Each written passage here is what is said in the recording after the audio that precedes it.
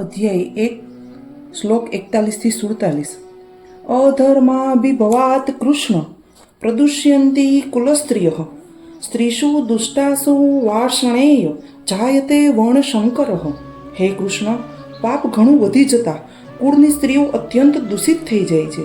અને હે વાર્ષ્ણેય, જ્યારે સ્ત્રીઓ દૂષિત થાય છે ત્યારે વર્ણશંકર પ્રજા જન્મે છે.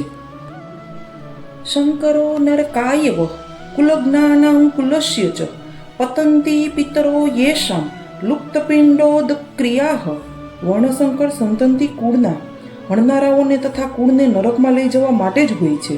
પિંડ અને તર્પણ ક્રિયાથી વંચિત એમના પિતૃઓ પણ અધોગતિને પામે છે. દોષે રેતે કુલઘ્નાનાં વર્ણશંકર કારકેઃ ઉત્સાદ્યન્તે જાતિ ધર્મા કુલધર્માશ્વ શાશ્વતા. આ વર્ણશંકર કારક દોષોથી કુળઘાતીઓના સનાતન કુળધર્મો અને જાતિ ધર્મો સમૂળા નષ્ટ થઈ જાય છે.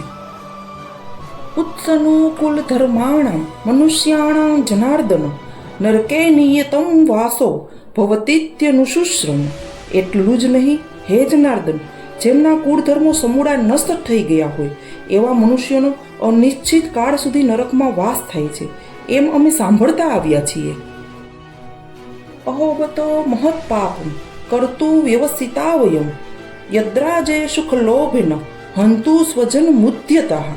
અરે રે, ઘણા દુઃખની વાત છે કે અમે બુદ્ધિમાન હોવા છતાં પણ એવું મોટું પાપ કરવા તત્પર થયા છીએ, જે રાજ્ય અને સુખના લોભે સ્વજનોને હણવા તૈયાર થયા છીએ. યદિ મામ પ્રતિકારમ શસ્ત્રમ શસ્ત્ર પ્રાણયઃ ધાર્તરાષ્ટ્રારણે હન્યુસ્તમન મે ક્ષેમતરમ ભવેત. એ કરતાં શસ્ત્ર રહિત અને સામનો ન કરનાર એવા મને જો હાથમાં શસ્ત્ર લીધેલા ધૃતરાષ્ટ્રના પુત્રો રણમાં હણી નાખે તો તે મરવું પણ મારા માટે વધુ કલ્યાણકારક થશે. સંજય ઉવાચ એવ મુક્તત્વાર્જુનઃ સંખ્યે રથોપસ્થ ઉપાવિશત વિસૃજ્ય સંસરમ ચાપમ શોક સંવિઘ્ન માનસઃ. સંજય બોલ્યા, રણભૂમિમાં શોકથી ઉદ્વિગ્ન મનનો અર્જુન આમ કહીને બાણ સહિત ધનુષ ત્યજીને રથના પાછળના ભાગમાં બેસી ગયો. અર્જુન વિષાદ યોગ નામનો પહેલો અધ્યાય સમાપ્ત. બીજો અધ્યાય સાંભળવા માટે આગળનો વિડીયો જુઓ. લાઈક, શેર અને સબસ્ક્રાઈબ કરો.